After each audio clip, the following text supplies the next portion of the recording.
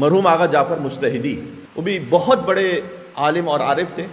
آیت اللہ مرشی نجفی کی گواہی ہے کہ مرحوم آغا جعفر مجتہدی براہ راست اہل بیت علیہ السلام سے رابطے میں تھے. آیت اللہ گل پائگانی اور دوسرے علماء کے ساتھ ان کی کافی قربت رہی. تمام معصومین کی شہادت کے موقع پر ان کے گھر میں مجلس عزا ہوتی تھی. دیکھیں جو برکتیں آتی ہیں وہ ذکر اہل بیت اطہار علیہ السلام کا صدقہ ہے. تو ان کے ہاں ایک مجلس عزا منعقد ہوتی تھی جس میں آغا برقعی ایک نام کے مداح تھے جو آ کے مصائب پڑھتے تھے، 15 سے 20 منٹ کے مصائب، اور مصائب کے بعد نیاز تقسیم کی جاتی تھی. اسی نیاز جب تقسیم ہو رہی ہوتی تھی چائے وغیرہ، تو مرحوم آغا جعفر مجتہدی اسی دوران لوگوں سے کچھ نصیحت کی باتیں کر لیتے تھے. یہ مجلس عزا کا طریقہ تھا ان کا. تو کہتے ہیں ایک مجلس تھی تو آغا برقعی انہوں نے مجلس میں مصائب پڑھے اور اس دن وہ نیاز کے لیے نہیں بیٹھنا چاہتے تھے، ایسا لگا، فوراً اٹھ کے جانے لگے. تو مرحوم آغا جعفر مجتہدی نے کہا کہ اتنی جلدی نہ کرو، بیٹھ جاؤ یہاں پر، تمہارا کام ہو جائے گا. تب چونکہ ایک بزرگ عالم نے یہ کہا تھا تو وہ بیٹھ گئے.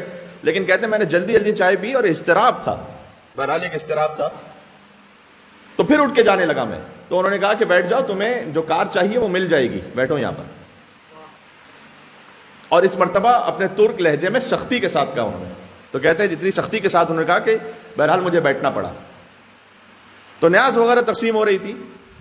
اتنے میں ایک جوان آیا اس مجلس میں اور اس نے آ کر کار کی جو کی ہوتی تھی اس زمانے میں جس طرح سے بھی، وہ مرحوم آغا جعفر مجتہدی کے ہاتھ میں رکھی اور کہا یہ میری جانب سے آپ کے لیے ہدیہ ہے کہ آپ جسے بھی دینا چاہیں اپنا وکیل بنا کر کل فلاں وقت میرے دفتر میں بھیج دیں تاکہ اس کی ڈاکومنٹیشن پوری ہو سکے.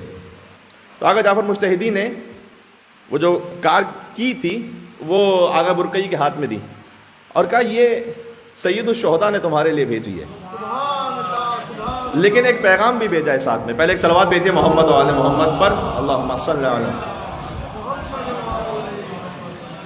یہ انہوں نے ہدیہ بھیجا لیکن ساتھ میں ایک پیغام بھی بھیجا ہے، اور پیغام یہ بھیجا ہے کہ جس نے برسا برس تک ہمارے در پر نوکری کی ہو وہ تھوڑے سے امتحان میں اپنا ارباب بدلا نہیں کرتا ہے،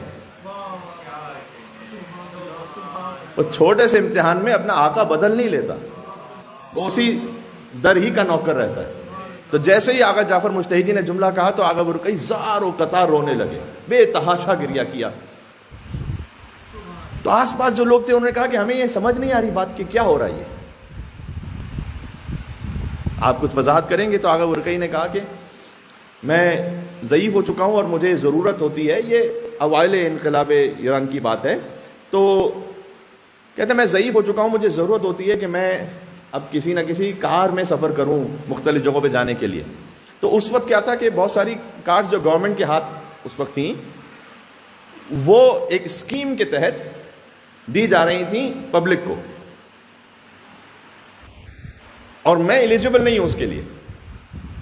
لیکن میرا ایک کزن ہے کہ جو کام کرتا ہے ایک ادارے میں، اس نے مجھ سے کہا تھا کہ آج فوراً جو آفس ٹائمنگز ہیں اس کے ختم ہونے سے پہلے میرے پاس آ جانا، میں تمہارے لیے کچھ نہ کچھ ڈاکومنٹیشن بنا دوں گا کہ تمہیں مل جائے گی گاڑی کچھ دنوں میں.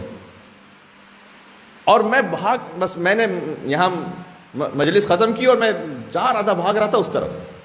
تو انہوں نے مجھے روکا، کہا نہیں بیٹھ جاؤ، تمہاری ضرورت ہے جو پوری ہوگی. تو میں بیٹھ گیا. اس کے بعد ایک چائے پی کے پھر جانے لگا. انہوں نے کہا کہ جو اللہ تعالیٰ تمہیں عطا کرے گا، وہ جو کار تمہیں چاہیے وہ ملے گی، امام حسین علیہ السلام دیں گے، ذرا صبر کرو. اور پھر انہوں نے ایک پیغام بھی بھجوایا امام حسین علیہ السلام نے کہ اگر سبحان اللہ در امام حسین علیہ السلام کی نوکری کی ہے تو اتنا جلدی اپنا آقا بدل نہیں لیتے،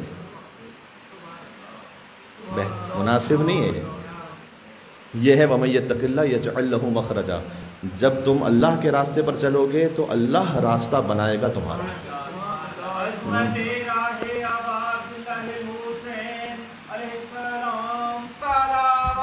اللہم صلی علی محمد و علی محمد.